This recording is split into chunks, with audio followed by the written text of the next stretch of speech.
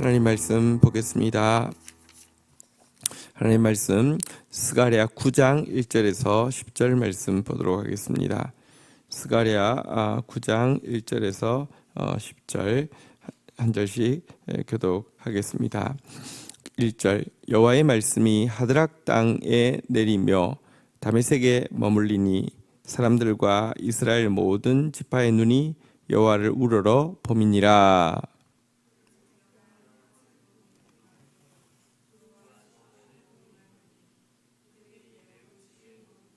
두로는 자기를 위하여 요새를 건축하며 은을 티끌같이 금을 거리에 진흙같이 쌓았도다. 주께서 그를 정복하시며 그의 권세를 바다에 쳐 넣으시리니 그가 불에 삼켜질지라.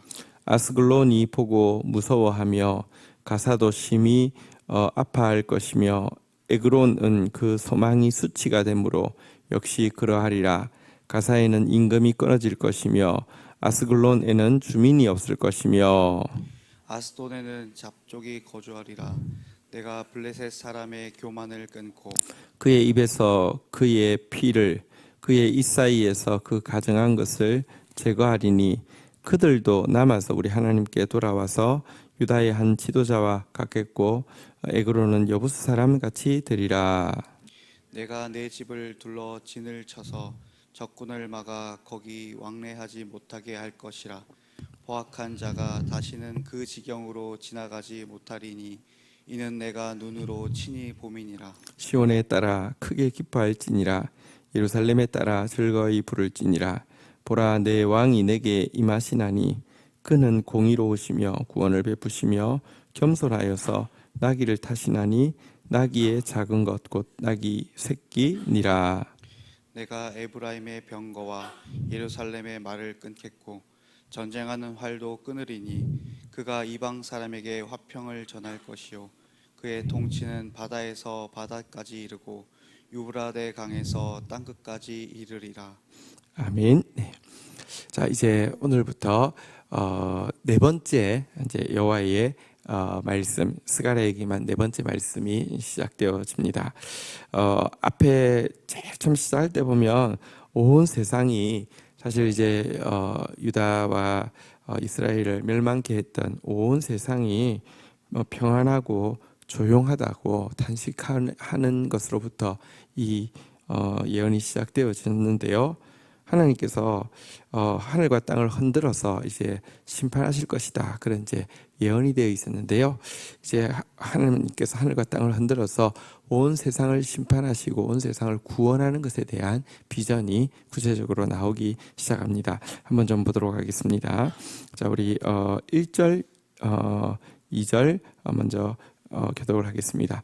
여호와의 말씀이 하드락 땅에 내리며 다메섹에 머물리니 사람들과 이스라엘 모든 지파의 눈이 여호와를 우러러 봄이니라. 그 접경한 하마데도 임하겠고 두로와 시돈에도 임하리니 그들이 매우 지혜로움이니라. 이제 하나님의 말씀이 이 땅 가운데 구체적으로 임하는 장면이 나오는데요. 이 1절에 보니까요. 한번 따라하겠습니다. 하드락, 다메섹. 2절 시작할 때 보니까요. 그 접경에 있는요. 한번 따라하겠습니다. 하맛. 자, 이 하드락, 다메섹, 하맛에 내리고 머물고 임하겠다. 이렇게 이제 동사를 써서 설명하고 있습니다. 하드락, 다메섹, 그 하맛은요. 세 군데 다 이 팔레스타인 북쪽에 있는 수리아라는 지역에 이것이 사실 수리아 혹은 아람이라고 하는 이 이제 지역 이렇게 나라는 여러 이제 도시국가의 연합입니다. 그래서 지금 나왔던 이 이름들은 아람을 이야기할 때 수리아를 이야기할 때 나오는 이렇게 그 이제 소왕국 도시국가들인데요. 자, 여기에 하나님의 말씀이 내리고 머물고 그리고 이제 임하겠다 이렇게 이야기합니다. 사실 이제 지금 이 성전을 세우고 있을 때에 이스라엘에게 영향을 끼치는 나라는 페르시아였는데요. 이 페르시아 이후에 이제 바로 이 수리아 땅에 이제 영향을 끼치는 세력은 알렉산더 제국인데요. 알렉산더 때에 이 땅들이 이제 그 침공을 받고 멸망하게 된다, 이런 내용이 되겠습니다. 이어지는 우리 2절 후반부부터 3절까지 우리 한번 그 이어지는 내용인데요. 3절 같이 한번 읽도록 하겠습니다. 3절, 4절 교독하겠습니다. 두로는 자기를 위하여 요새를 건축하며 은을 티끌같이 금을 거리에 진흙같이 쌓았도다. 주께서 그를 정복하시며 그의 권세를 바다에 쳐 넣으시리니 그가 불에 삼켜질지라. 네, 이제 동쪽에 수리아, 아람이 있다고 하면 북서쪽에 나타나 있는 국가들이요. 여기 보니까요, 한번 따라하겠습니다. 두로, 시돈. 자, 두로와 시돈이라는 이제 도시국가, 또 이제 해상 그 이제 세력 국가가 있습니다. 자, 여기 보니까 두로라는 나라는요, 요새를 아주 견고하게 건축하고 있고, 또 이제 두로 시돈이라는 나라는 금을 막 티끌같이 진흙같이 쌓고 있는 나라다라고 일단 묘사를 하고 있습니다. 이 두 왕국은 성경에 여러 번 아주 많이 나오는 왕국이죠. 해상 무역을 통해서 경제적으로 굉장히 번성한 나라였고요. 난공불락의 요새를 가지고 있는 나라여서요. 아주 자신만만했는데요. 자, 그러나 4절에 보니까 주께서 그를 정복하시며 그의 권세를 바다에 쳐넣으시리니, 하나님이 그러나요, 아무리 그 요새가 강하고 아무리 돈이 많아서 무기를 사들일 수 있어도요, 하나님께서 바다에 쳐넣으시면요, 하나님께서 정복하시면요, 한번 따라하겠습니다. 그가 불에 삼켜질지라. 실제 알렉산더가 이제 이 두로와 시돈을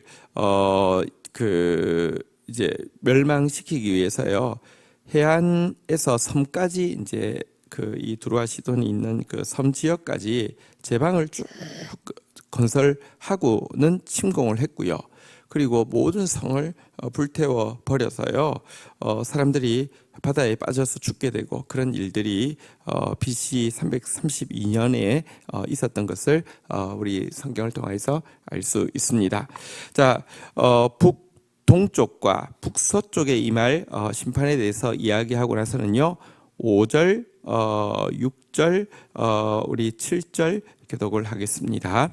5절, 아스글론이 보고 무서워하며 가사도 심히 아파할 것이며 에그로는 그 소망이 수치가 되므로 역시 그러하리라.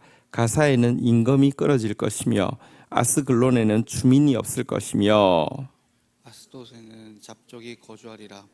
내가 블레셋 사람의 교만을 끊고. 자, 7절 같이 읽겠습니다. 시작. 그의 입에서 그의 피를, 그의 입 사이에서 그 가정한 것을 제거하리니 그들도 남아서 우리 하나님께로 돌아와서 유다의 한 지도자 같이 되겠고 에그로는 에보스 사람 같이 되리라. 자, 여기 이제 5절부터 7절까지 나오는 지명을 한번 보도록 하겠습니다. 한번 따라하겠습니다. 아스글론, 가사, 에그론. 자, 뭐 그다음에는 이제 보니까 뭐 가사도 한 번 더 나오고 아스글론도 한 번 더 나오고요. 또 한 번 따라하겠습니다. 아스돗. 자, 그리고 나서는요, 여기 뒤에는 에그로는 나왔던 단어니까요. 자, 네 개의 이름이 나오는데 제가 다시 한번 불러드리겠습니다. 아스글론, 가사, 에그론, 아스돗.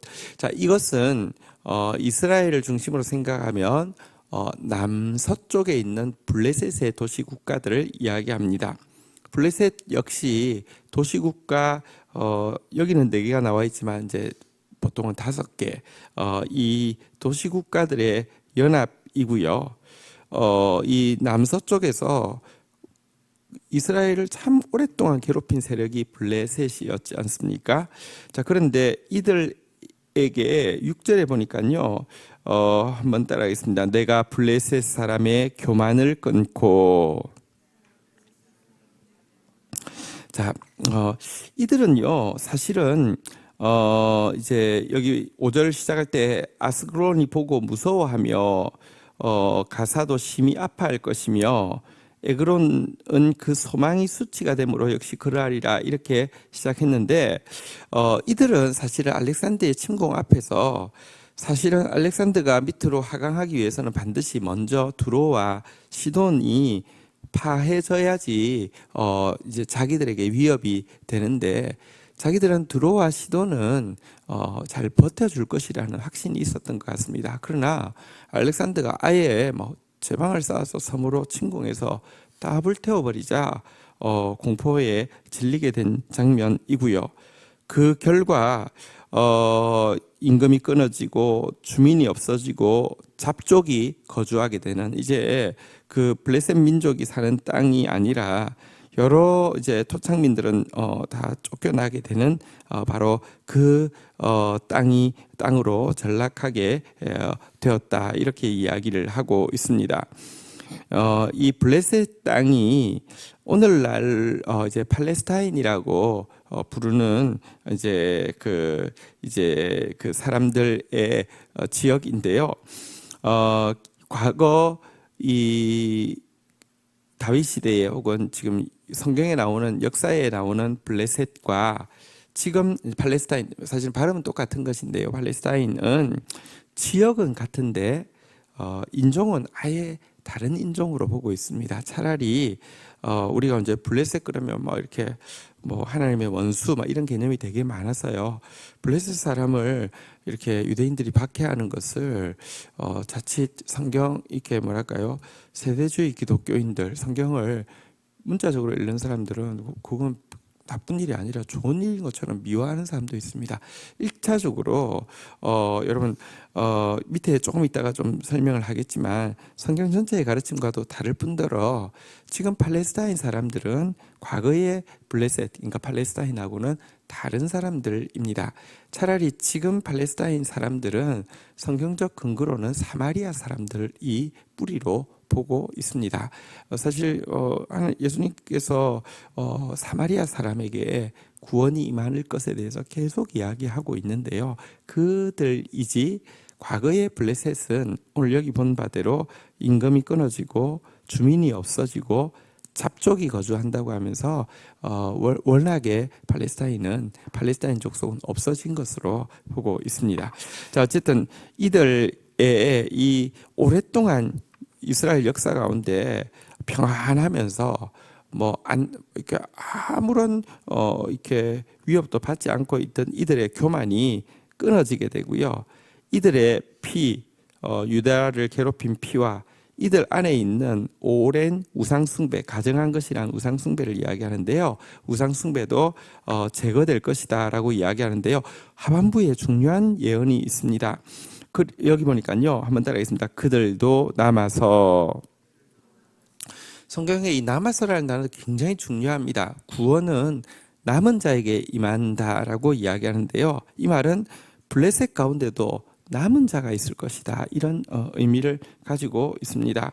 이들은 우리 하나님께로 돌아와서 유다의 한 지도자같이 되겠고 특별히 한번 따라하겠습니다. 여부스 사람같이 되리라.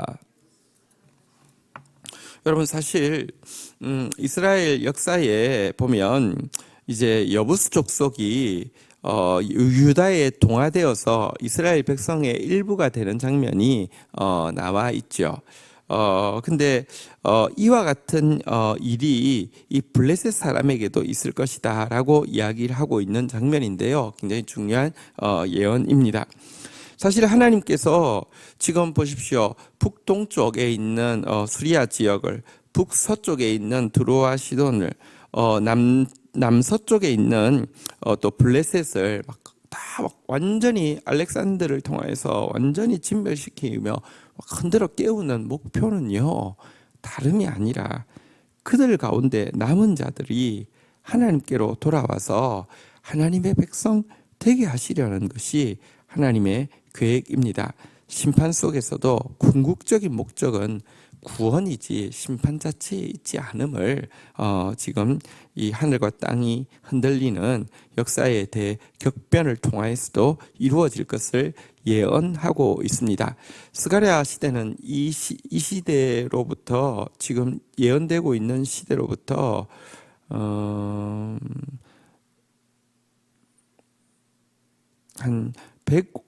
150년 한 100, 예, 제가 정확하게는 계산을 잘 못하겠습니다. 어쨌든 한참 150에서 200년 전의 시대입니다. 그러나 이 열방 가운데 임할 심판을 예언하고 있습니다. 자, 이어지는 내용을 한번 좀 보도록 하겠습니다. 자, 우리 8절 같이 한번 읽도록 하겠습니다. 8절 읽겠습니다. 시작. 내가 내 집을 둘러 진을 쳐서 적국을 막아 거기 왕래하지 못하게 할 것이라. 포악한 자가 다시는 그 지경으로 지나가지 못하리니 이는 내가 눈으로 친히 봄이라. 자, 보십시오. 이스라엘은 지금 이 전란 딱 중간에 끼어 있습니다. 그런데 이 전란 중간에 끼어 있는 이스라엘 유다 지역은요, 하나님께서 무엇이라고 이야기합니까? 한번 따라하겠습니다. 내 집을 둘러 진을 쳐서. 하나님께서 유다를 내 집이라고 칭하시고요, 내가 이 내 집을, 스룹바벨의 성전이 세워진 이 내 집을 둘러 진쳐서 보호하시겠다라고 이야기합니다. 그래서 적국을 막아 거기 왕래하지 못하게 할 것이다. 알렉산더의 세력이 미치지 못하게 할 것이다 라고 약속하고 있는데요. 여러분, 위에 본 바대로 수리아도 또 이제 두로와 시돈을 묶어서 베니게라고도 이야기하는데, 베니게도 그리고 블레셋도 철저히 파괴되었지만 스룹바벨 성전을 중심으로 한 유다는요, 피해를 입지 않도록 지켜주셨습니다. 왜냐고 하면요, 포악한 자가 그 지경을 지나지 못하도록, 한번 따라하겠습니다. 내가 눈으로 친히 봄이니라. 스룹바벨 성전 초라해 보이지만 이것은 하나님 나라의 현현이기 때문에 이것 세워졌을 때에 하나님은 그 땅을요, 사실은 그들의, 물론 이제 궁극적으로는 예수 그리스도를 통해서 온 세상에 심판이 있고 구원이 있겠지만, 사실은 이제 하나님께서 세상 권세가 이 교회를 이길 수 없으며 택한 백성을 천국까지 온전히 보존한다는 것을 한 예표로 보여주기 위해서 알렉산더의 세력이 유대 땅에 미치지 못하도록 보호해 주실 것을 예언하는 내용입니다. 우리 그래서 9절 우리 한번 좀 보도록 하겠습니다. 9절 같이 읽겠습니다. 시작. 시온에 따라 크게 기뻐할지어다. 예루살렘에 따라 즐거이 부를지어다. 보라, 내 왕이 내게 임하시나니 그는 공의로우시며 구원을 베푸시며 겸손하여서 나귀를 타시나니 나귀의 작은 것 곧 나귀 새끼니라. 자, 스가랴서를 여러분 구약의 이 그 계시록이다 이렇게 이야기를 하는 이유가 있습니다.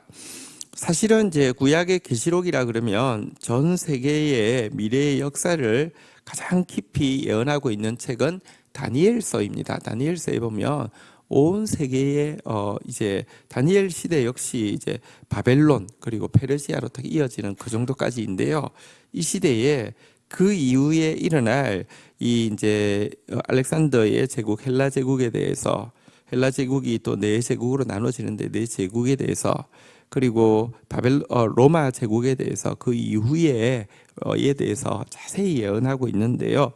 자, 그런데 스가랴서는 그것에 비하면 예언이 굉장히 많지만 세계의 역사에 대해서 자세히 예언되어 있지 않은데, 구약의 계시록이라고 하는 이야기하는 이유가 있습니다. 무엇이냐고 하면 이 온 세계를 흔들고 깨우는 것이 실상, 여러분, 이 온 세계를 흔들고 깨우는 것은 세계의 역사가 막 요동하는 것도 있지만 이 피조 세계에 창조주가 임하는 것이야말로 온 세계를 흔들어 깨우는, 나중에 우리가 하나님 앞에 서서 우리의 지각이 온전해져서 세계의 역사를 다시 한번 실상으로 보게 될 때 온 세계를 흔들어 깨우는 최고의 이벤트는 하나님이 인간이 되어 인간 역사 속에 들어온 사건이겠죠.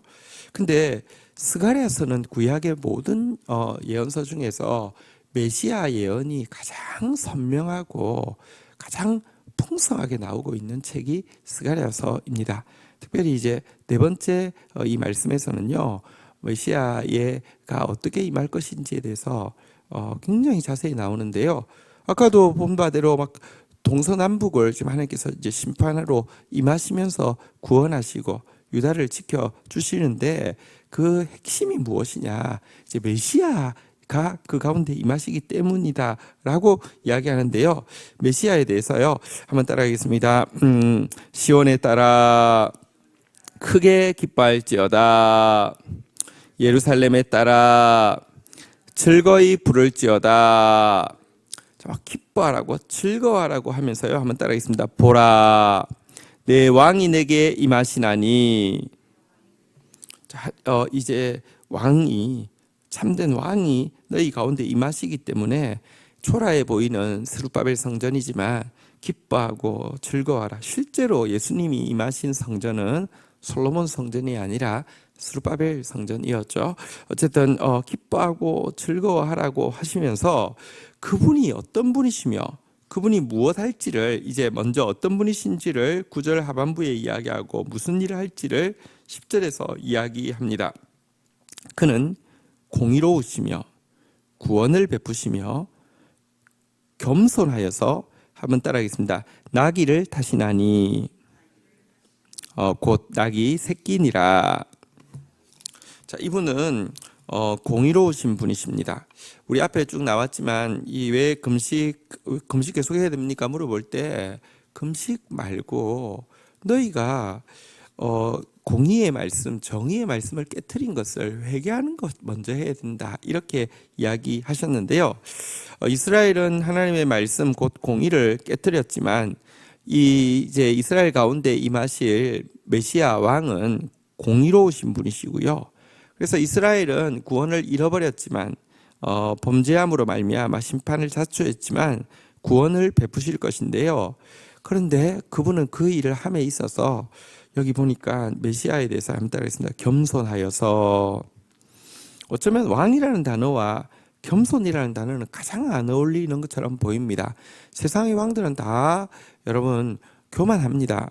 세상의 왕들은요, 스타일 자체가 약간 카리스마틱하게 막 좌지우지하고 큰 소리 치어야지 왕이 될 것 같고 리더십이 통할 것 같은 것이 세상입니다.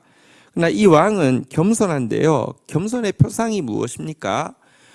예루살렘에 임하시는데 여러분 그 우람하고 멋있는 쭉쭉 잘 뻗은 군마를 타고 오는 것이 아니라 나귀를 타시는데, 나귀도 어미 나귀가 아니라 새끼 나귀, 한 번도 사람을 태워본 적이 없는 작은 새끼 나귀를 타고 오실 것이다 라고 예언하고 있습니다.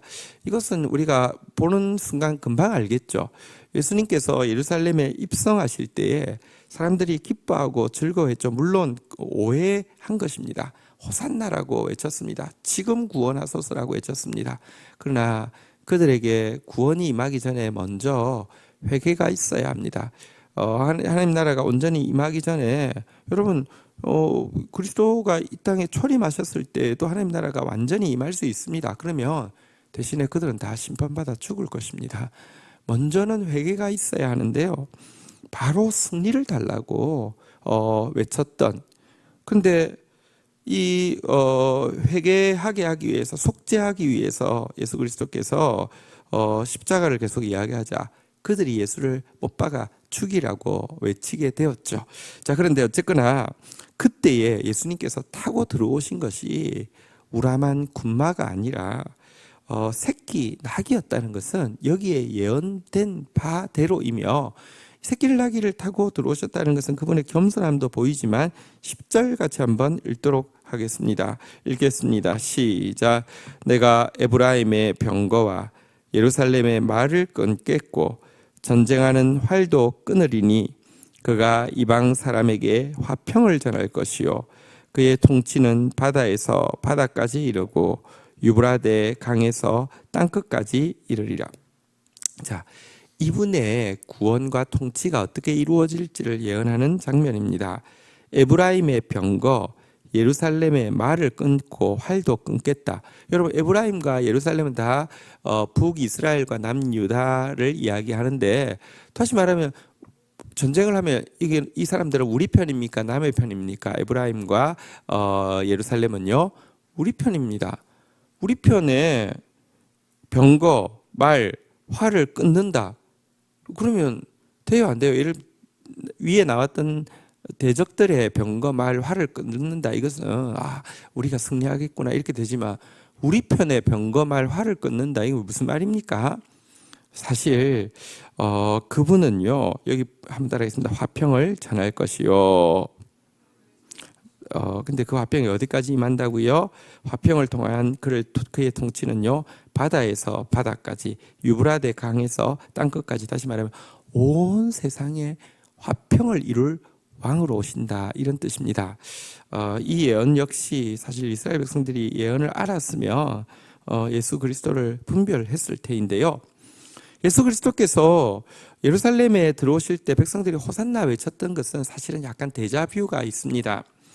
그들이 바로 예수 그리스도께서 입성하실 때 호산나를 외쳤던 그로부터 한 200여 년 전에 어떤 일이 있었냐고 하면 이 이스라엘의 백성들에게 수전절이라고 해가지고요, 마캅이라는 장군이 여러분 알렉산더, 너무 역사 이야기를 해서 조금 어려우시죠? 조금만 기다리시면 됩니다.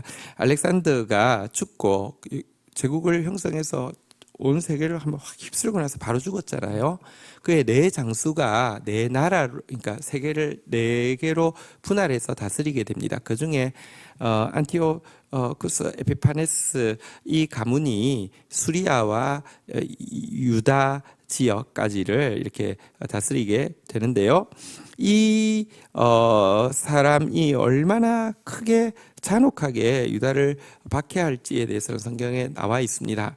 근데 이때에 이것에 대한 반발로 마캅이라는 장군이 이렇게 반역을 일으키게 되었습니다. 근데 워낙에 강한 제국이기 때문에 반역하면 뭐 죽게 되는데요. 승리했습니다. 그리고 잠시지만 독립을 찾았습니다. 그가 예루살렘으로 진입할 때에 아주 당당하게 군마를 타고 진입을 했는데요. 백성들이 호산나라고 막 외쳤었죠. 그렇지만 조금 가지 못해서 마카비 자체가 변질되어 가지고 사람들이 차라리 안티오쿠스 에피파네스 통치 때가 나았다고 이야기할 정도로 막 치를 뜨는 통치를 하게 되었고 끝났습니다. 근데 예수님이 이제 다시 예루살렘에 입성하니까 그때 데자뷰 때문에 막 호산나를 외쳤습니다. 그러나 한 가지 두 그림이 비슷해 보이는데 전혀 다른 것이, 여기는 군마를 타고 왔고요, 여기는 나귀를 타고 왔습니다. 왕이 여러분들 전쟁의 때는 군마를 타고 예루살렘을 돌고요, 평화의 때에는 나귀를 타고 돌았습니다. 이것은 한 상징인데요. 예수님은 사실은 이제 이 땅 가운데 참된 평화를 주기 위해서 오신 분이시고요. 그리스도께서 재림하실 때 온 세상의 전쟁 무기들이 다 제거되어지고 완전한 평화가 이루어질 것을 것은 예언하고 있는 내용입니다. 메시아에 대한 가장 구체적인 예언 중에 또 하나입니다. 온 세계를 흔들고 깨우신 예수 그리스도, 평화의 왕, 그분이 친히 당신의 눈으로 우리를 보고 있습니다. 우리 한번 한 단어만, 1절에 나오는 한 단어만 읽고 마치도록 하겠습니다. 한번 따라하겠습니다. 모든 지파의 눈이 여호와를 우러러 봄이니라. 이 구원은 우리가 간절히 모두 함께 여호와를 우러러 볼 때에 오늘 나온 세상을 흔들고 임하셔서 참된 평화를 주시는, 친히 그 눈으로 우리를 보시는 예수 그리스도의 구원이 임하게 되는 것이라 이야기하고 있습니다. 오늘도 그 겸손하신 예수님, 평화의 왕이신 예수님, 그 예수님이 우리 가운데 임하시는 가장 큰 하늘과 땅의 흔들림이 우리 가운데 있고 역사 가운데 임하실 그분의 나라를 우러러보는 저와 여러분들의 삶이 되시기를 축복합니다. 주신 말씀 붙잡고 우리 주님 앞에 나아가 기도하는 시간 가지도록 하겠습니다. 함께 기도하시겠습니다. 하나님 감사합니다. 온 세계를 흔들며 임하신 예수 그리스도의 초림에 대해서 보여주셔서 감사합니다. 또 온 세상 가운데 참된 평화의 나라를 세우실 예수 그리스도의 재림에 대해서 바라보게 해주셔서 감사합니다. 세상을 심판하시고 겸손한 자를 구원하실 주님, 참으로 화평의 왕으로 겸손하여서 나귀 새끼를 타고 임하신 당신의 모습을 보여주셨사오니 오늘도 겸손한 자 되어지게 하여 주시고 오늘도 평화를 전하는 도구로서 살아드리는 하나님의 사람 되어질 수 있도록 저희를 붙들어 주시옵소서. 감사합니다. 예수 그리스도의 이름으로 기도 올립니다. 아멘.